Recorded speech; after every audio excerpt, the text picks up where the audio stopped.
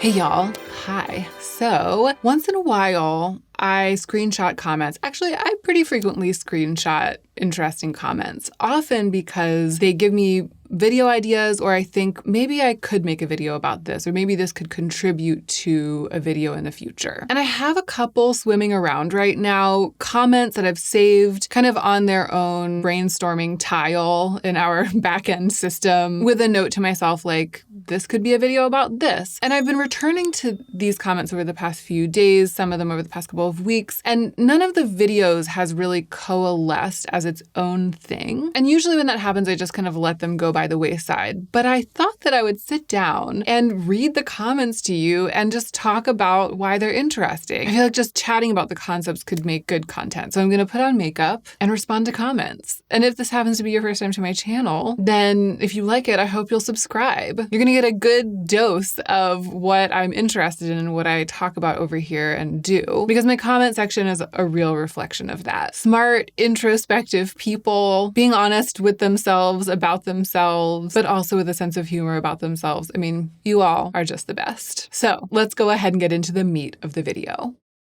For the makeup, I'm just gonna kind of do what I've been doing. I mean, you already know what it is because I filmed that video, the makeup look that everyone was into. I've basically been doing some version of that same makeup for every video for the past 2 weeks, but with some different products, notably. Or at Glow Lust, I've kind of jumped ship from the Natasha Denona Skin Glass, which is what I was using in that video, to Glow Lust because of the coverage. It's glowy, but it has this coverage. And there's a very pale, very neutral shade, which is amazing. Usually these kinds of illuminators that have pigment don't go this pale. I'm looking at you, Charlotte Tilbury Hollywood Flawless Filter, but Auric, the new Morganite, which I guess isn't even that new anymore. The current Morganite is a perfect color for me. So I've been going pretty heavy on the cheeks, chin, forehead, and nose, and not putting it on the sides of my face where I don't really want it to be reflective. So in my recent video about shopping less, the update on my project for 2024, which I think was called Shopping Less Struggles So Far, I got a bunch of amazing comments. I mean, you all, again, are just so wonderful to be with. But a handful of comments stood out to me because they were all about the relationship between shopping and the need for control in one's life. So this is one of the comments. I'll put it up on the screen as well. Something that I just realized while in the middle of watching your video is that shopping is one of the easiest methods I have for exercising control in my life. To me, it represents autonomy. I've put in the time researching a thing I want, have deliberated and made a decision on which exact item I'm going to buy, use my own money to buy it, have the thing and enjoy it, and no one can say anything about it, LOL. Maybe this largely stems from my dysfunctional upbringing of instability and scarcity, in which I felt almost completely out of control of what happened to me, but I find shopping to be very positive and empowering. This can make it far more difficult for me to minimize my unnecessary shopping, because nearly any purchase can feel therapeutic and provide me with a sense of autonomy that I never had. I love this because, and I'm going to continue getting ready while I talk about it, green color corrector. I finally replaced my favorite green color corrector. I haven't had it in so long. It's the one from Exa. I forgot how pigmented it was until I started using it again. So I love this for a lot of reasons, and its brilliance speaks for itself. I mean, this is a very well-articulated comment, thoughtful, and also generous in terms of sharing details about your life. So thank you so much to the person who contributed this comment. But the main thing that stands out to me about this comment is that it's doing something that I absolutely love when it comes to self-inquiry, philosophy of any kind, just thinking in general, which is that it's drawing a very fine line that's subtle. It's saying both things can be true. I think that as a people right now in the world, we suffer from a propensity for black and white thinking, a kind of a desire for things to be black and white when they really aren't. And I understand that because subtlety is challenging and black and white thinking is easy. But subtlety is often where the truth is, and black and white thinking, I think, often pulls us away from the truth. So it's important to engage in the gray areas. And I love the way that this person is saying that it can be true that shopping is positive and empowering and kind of healing, self-parenting, reclaiming something that you lost or something that you never had. This person isn't saying, I thought that it was all those things, and now I've turned around and figured out that it's actually evil and bad and I need to stop doing it. No, the comment is saying that's all true. And it's also true that it is something that I can sometimes do to excess. And it's important for me to realize that there's a difference between necessary or sanctioned or appropriate in terms of like the amount that you're doing, appropriate, empowering, healing shopping, and unnecessary, potentially excessive shopping, even though that when it's happening also feels empowering and healing, because in general, it is something that's helping you be your own person, become your own person, and recover from your past. And I like it too because it's positive. It's not saying, danger, danger, this is a huge problem for me. It's saying, I see how this can be tricky. And seeing how it can be tricky is going to help me going forward. So that one really stood out. And I identify with this in some ways. I wouldn't say that I had a dysfunctional upbringing of instability and scarcity, but I do feel that my passion for bringing beautiful things into my life in a way that fills me with joy. I mean, some of that is just who I am. It's just innate, but it's definitely fueled. It's magnified by the fact that I haven't always had the autonomy to do that. And for a long, long time, I definitely didn't have the finances at all. Like I didn't have the life situation at all to be able to act on those desires. So this comment is kind of helping me think like how much of what we do is actionary and how much is reactionary. And I don't know if actionary is even a word, but that's very interesting, right? That's a really interesting question. Once you know that some of what you do is a reaction to where you were before, you can kind of ask yourself, well, how much do I want my life to be ruled by those reactions? Even though sometimes, like I was saying, those reactions are a form of healing and not a bad thing. It's just good to keep an eye on it because there's a fine line there that's easy to cross. So really interesting. But that wasn't the only comment on that video about the relationship between shopping and control or the need for control. I feel like I've color corrected, maybe a little more on the chin. Wow, the skin, I feel, with just those two products, no concealer, no foundation or anything, is looking almost there. So I'm going to try to hold myself back with this. This is the RMS foundation. And I'm going to concentrate it only where I feel like I need coverage, because my cheeks, even though they're not perfectly even, like airbrushed, they don't need coverage, like that's fine. That's fine. But I think I do need coverage on the sides and probably a little on the chin to brighten the tone a little bit. And I'll probably need the teeniest bit under the eyes, but I'm going to try not to do too much. So this comment really brings it home. I am loving this content. Thank you. I realize that so much of my shopping behavior is because it tricks my brain into thinking I'm solving a problem, thus in control of one part of my life. But now, whenever life feels overwhelming, my thought is go research a purchase that will solve this. And the reality is most purchases don't solve my life. So yes, 1,000 times yes. I mean, this gets at so much of what I also think about and what I hold dear. I love just the phrase, shopping tricks my brain into thinking I'm solving a problem. For many of us, I feel like that's something to hold on to. That sentence is something to remember, like write it down, stick it up on your mirror or something. It's funny because what happens is I think about it and then my brain kind of bucks against that phrase because my knee-jerk reaction or the knee-jerk reaction of part of me is to say, but it is solving a problem. It's like, I don't have a warm enough coat. So it is solving a problem. It's not a trick. It's not tricking my brain. I'm pushing back, like part of my brain, the toddler in my brain or the part of my brain that doesn't want to back up and look at the big picture immediately pushes back and is like, it is solving a problem. It doesn't trick the brain into thinking you're solving a problem. But I think that what this commenter is saying is that it tricks the brain into thinking that you're solving an important problem, like the meaningful problem of what do I need to do to feel better in my life? What do I need to do to be on the right track? What do I need to do to feel contentment instead of discontent? What do I need to do to feel sustained joy instead of just dopamine spikes? It tricks the brain into thinking you're solving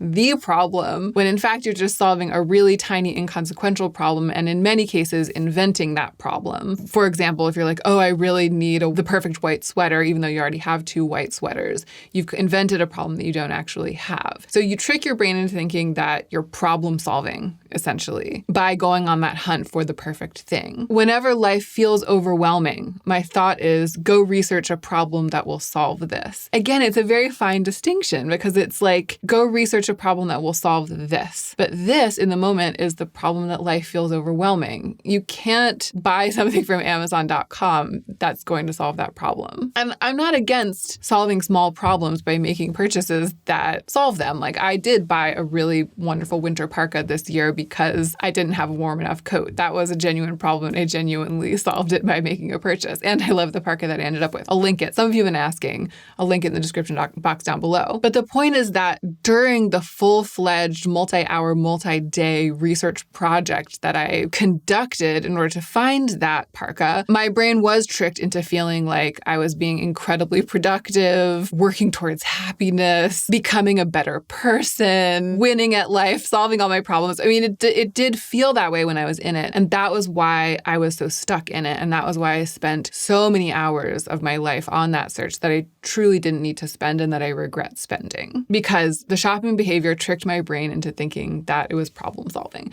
So wonderful comment, straight to the heart of it. Excellent. I feel like my skin is almost too glowy. I mean, glassy with the Glow Lust. So I'm just going to tamp it down a little with the NARS. Is that pan? Oh, wait. Yeah, I have hit a little pan. I've hit a little pan on my NARS powder. So old school. I mean, it's such old school YouTube content to be like, I've hit pan. So I'm just powdering lightly in areas where I want to take down the shine.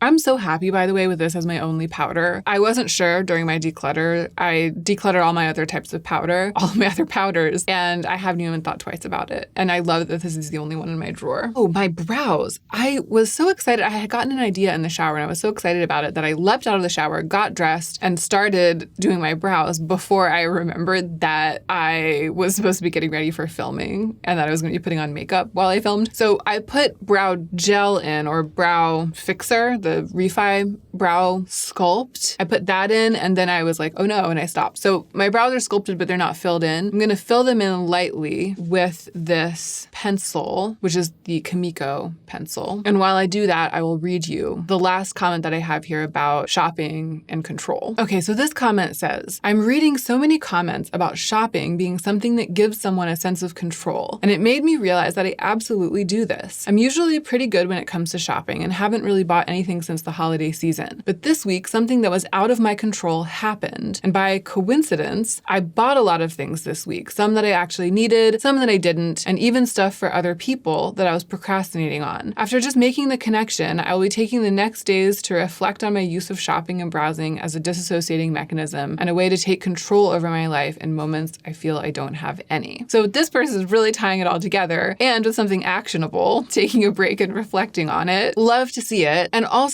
there's that duality here, right? That recognition that both things can be true. So during this period of buying a lot of things, some were necessary things, some were not necessary things. They're also intertwined. Whether you would have bought the thing eventually or not is sort of separate from the reason that you're buying the thing right now, kind of. And it's worth examining perhaps that second thing without stressing yourself out too much about the first thing. So much food for thought, so interesting. And I feel like this comment really clarifies the potential answer to the question that came up for me when I was reading the comments on this video, which is the question, is shopping a control issue, or is overspending a manifestation of a control issue, of the need to control, or of the feeling that you don't have enough control in your life? I haven't usually thought about it that way. That hasn't really been the main kind of form of enlightenment for me about my own behavior, but it makes total sense. For me too. I'm saying it makes sense in retrospect and right now for me as well. And it's interesting because we think and talk so much about overspending being something done by an out of control person. Like, I've lost control, I'm out of control, I'm buying stuff all over the place. So to reframe it as something that one might be doing in order to regain control, like in order to get back a sense of control, that really spools us all the way back to the heart of it. Like, what is it that's causing you to feel like you don't have control apart from shopping? Where is that need coming from? Where is the feeling coming from? I think for some of us, it's perfectionism. It's like wanting to make everything perfect, but having it not be perfect is the thing making us feel out of control. And so we're trying to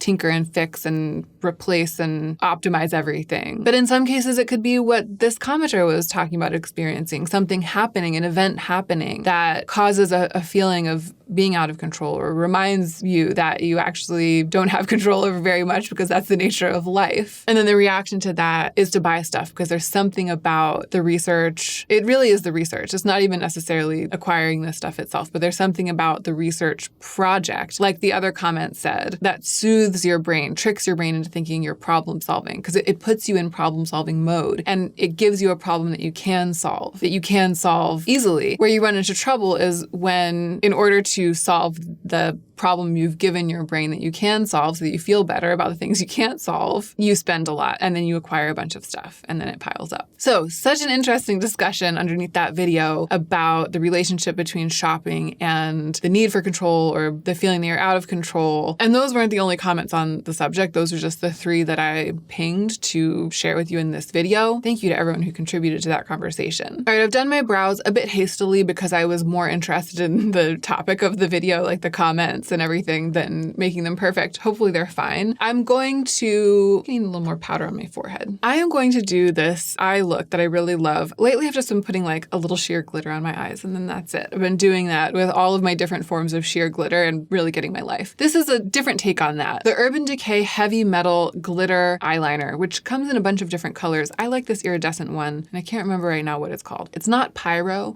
There's one that looks a lot like this that's called Pyro. I like to take it, it's almost out. I like to take it and just draw a line on my lash line with it. It's very low effort and low input and kind of maximum effect, except that it's subtle. It's very effective and subtle. You'll see when I do it. But while I roll the footage of myself applying this, I'm going to talk about what was to me another really interesting thread of discussion underneath the comments on that same video. So in that video, I talked a lot about how I'd spent too much time reading during the first week of my project, the first week during which I wasn't allowed to shop on weekdays. Reading was one of my strategies for keeping myself from shopping. It was one of the sanctioned activities that I had planned to turn to when I felt the urge to shop so that I wouldn't spend any of my time browsing during the week. And I did that, but I went way overboard. And during the last 3 days of that week, I spent every spare minute that I had reading, which was fine for the first week because I was in transition. But I talked in that video about the fact that it wouldn't do in the long run because it was just too much. It was keeping me from living my life. And there are a lot of comments in response to that part of my story and some that made me think that I hadn't been specific enough about what was going on between reading and me. And this was the first one that made me think that. So this person says, I think reading novels nurtures the soul and ignites creativity. It can help you process. Fascinated that you consider it screen behavior. And I'm actually glad that I'm getting the chance to come back on camera and say that I too think that reading novels nurtures the soul, ignites creativity, and can help you process. In that video, I just skipped straight to the fact that I was reading too much and I didn't say, I actually think reading novels is one of the healthiest behaviors out there, period. And recently, in what was my book of the year for 2023, Stolen Focus by Johann Hari, an incredible read that I cannot recommend enough. I mean, a life-changing and also very fluid and wonderful read. And I've heard an excellent audiobook, although I didn't listen to it, I read it. He actually shares studies that have proven that reading novels increases empathy. It increases your ability to think about what someone else's life experience might be like. I mean, it makes total sense. It's like you're experiencing the world through other people's eyes. You're experiencing other people's experience kind of when you read novels and reading in a way that other media, even media about other people's experience, doesn't. So reading in a way that other media doesn't is scientifically proven to increase empathy. So to be clear,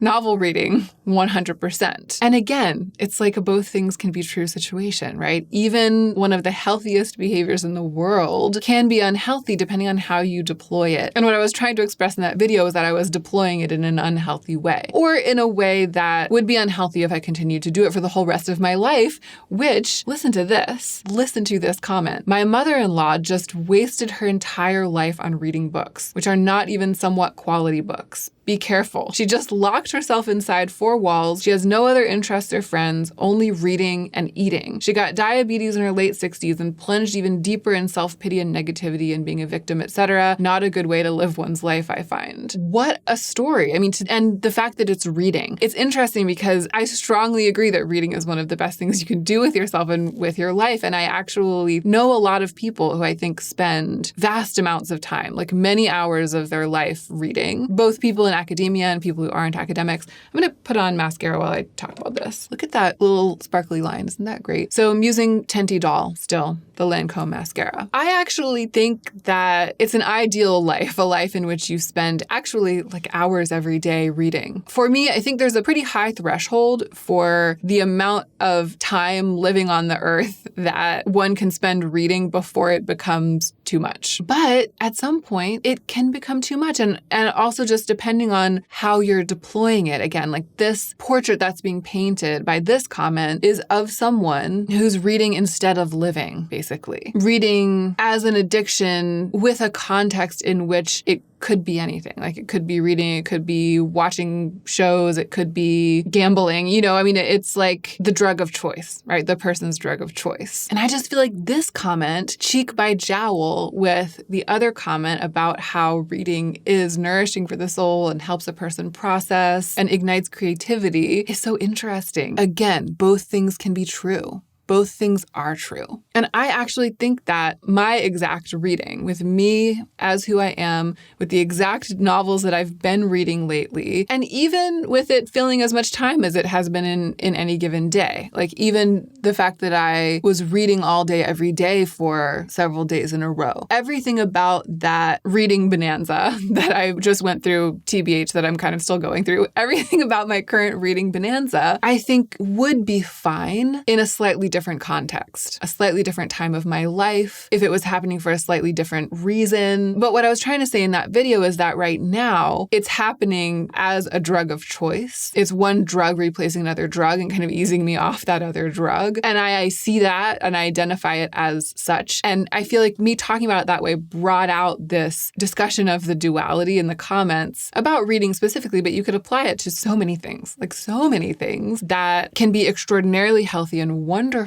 as part of your life, but when they are being deployed as a drug of choice, it gets a little tricky. Actually, shopping. I mean, it reminds me of what we were just saying about shopping and beautiful things in general. And there were a lot of other comments that kind of brought it home about reading, tying the two concepts together. Here are some of them. The reading thing is so interesting to me. I catch myself feeling really guilty for reading too much some days, i.e. feels like it's getting in the way of productivity. But I've realized that actually at this moment in my life right now, it's a really healthy way of taking care of myself. Yes, maybe I'm not utilizing the day to its full potential. Yes, maybe I'm distracting myself from my own thoughts, but it's a passion of mine. I love reading. I love books. It's not actively hurting me. I'm working on the reason in other ways. Therapy is great, so I can give myself a break with this one. Beautiful. Beautiful. Acknowledging that it sometimes feels like too much and acknowledging that it's not hurting oneself to read this much, especially at this time of life. Putting it in the context, the time of life context, acknowledging that the reason, like what I talked about in that other video as being the things that might bubble up if I weren't reading so much, that the reason is on the table, being worked on in another way, and just giving the self grace. Beautiful. Another one. I love reading. I read hundreds of books a year, but my last postpartum recovery led to excessive reading that I know now was a manifestation of postpartum depression. Reading is such a joy, and you can read like it's your full-time job and have that not be unhealthy. As I was saying, I think that I know some people who spend most of every day reading and it's not unhealthy because it's the way their life works. Back to the comment, but I know that it can be an unhealthy method of avoidance for me, and it can be my favorite form of entertainment. Both can be true. It's up to me to find the right balance for my current season of life. This is basically everything that I've been saying. I feel like I was getting from those comments this sense over and over again that context matters a lot, gentleness and generosity with the self matters a lot, and holding both things at once matters a lot. Acknowledging that two things can be true at once, that a behavior can be both life-giving and life-sapping shopping, kind of, and that it's not as easy as just saying, oh, shopping bad, reading good, you know? What have I not done? Cheeks. I brought down this Refi blush that I haven't used in a really long time. It's too pink. No. I don't like it with the green in the eye. Too pink. You know what? Here's what I have to say to you. I don't have makeup on my cheeks except for Glow Lust. I didn't cover them with foundation. I didn't color correct them. It's just the color of my cheeks. And I think that's fine for blush today. I'm just gonna put more Glow Lust on and have it be that the color of my bare cheeks shining through is kind of like an extremely, extremely subtle blush. We're gonna go with that. And I'm wearing this lip gloss it's not a gloss, although that was kind of a Freudian slip because I have more to say about this Hourglass thing. It's the lip balm that won the battle of the balms. I still love it. I mean, look at that. It's the Hourglass Phantom Gloss in the shade Rise. The perfect, my lips, but shinier and juicier. Honestly, it's so good. But I feel like in the Battle of the Balms video, I didn't adequately communicate because I hadn't really gotten it yet myself because it was sort of a first impressions. I didn't adequately communicate how much this feels like a slightly solidified lip gloss or liquid lip balm. It feels like it's barely holding itself together in a semi-solid state in the tube of this product, like in the delivery mechanism. And as soon as it's on your lips, it feels very much like something that you applied from a doe foot. Really thick, almost goopy, liquidy. And I love the coverage of that. I love the feeling of it, but it just feels like a bit of a departure from the balm format, maybe. And in that way, it's not enough to disqualify it, but it kind of makes me want to keep looking for something that's even closer to home than this, even though I really, really like this product. I like how it feels, and I especially like how it looks. The other drawback of this, I realized after it won the battle and then I just started wearing it incessantly, the taste, it doesn't actually have a scent, but it causes one to taste menthol, which is the plumping ingredient. I think it tastes like a cough drop, like nothing so much as a Halls menthol cough drop. It really tastes like that. Like every breath that I breathe in, it tastes like a Halls cough drop. And that doesn't really go away. It kind of sticks with me throughout the day as I'm wearing this. Not ideal. And it makes me realize that I have like a sixth checkbox for the balm that I am looking for, the dream balm, which is that I want to be able to eat when I'm wearing it and not feel like I'm ingesting something slightly questionable because of ingesting the gloss. And because of the Halls flavor, this doesn't really check that box. And that's why I'm going to keep looking. But again, doesn't mean that I'm going to stop wearing it because I'm very impressed on almost every count. So that's it. And I had one more comment from a past video that I found very interesting, kind of a question that I was looking forward to digging into, but we're out of time because I have all of my makeup on and I actually genuinely am out of time for filming. I really love the look. I love how much Glow Lust I put on, how incredibly glowy I ended up being and without really blush. Again, the heavy brows, the slight sparkle on the lids, the glossy lips. I mean, this is what I'm into right now. This is right down the middle of what I'm into. But what I was going to say is that perhaps I'll do another one. Perhaps I'll do another video like this. And I could even see it being like like an advice column. I mean, in this video, I was just pulling themes from the comments on another video and shining a light on them and discussing them, which I think was really amazing. But I could also see a video like this where I'm answering questions that people have, because the comments are often full of questions. People saying, what do you think about X? What do you think about Y? So if you have a question like that, like a candidate for a future video like this, where I'm responding to comments, put it in this video. And then if I do manage to get it together to film a video like this in the future, like to make it a series, I'll come back to this video and look at the comments of this video and source the comments for that video. Does that make sense? And actually, the other comment that I had would fit better in an advice column style video anyway. So let me know what you want me to talk about and if you would like to see more videos like this. I kind of did this on a lark, but if you liked it, I'll do it again. Thank you again for being here. Again, don't forget to subscribe if you would like to do so. And don't forget to take extra good care of yourself so that you can be the most effective version of yourself as you do your work in the world.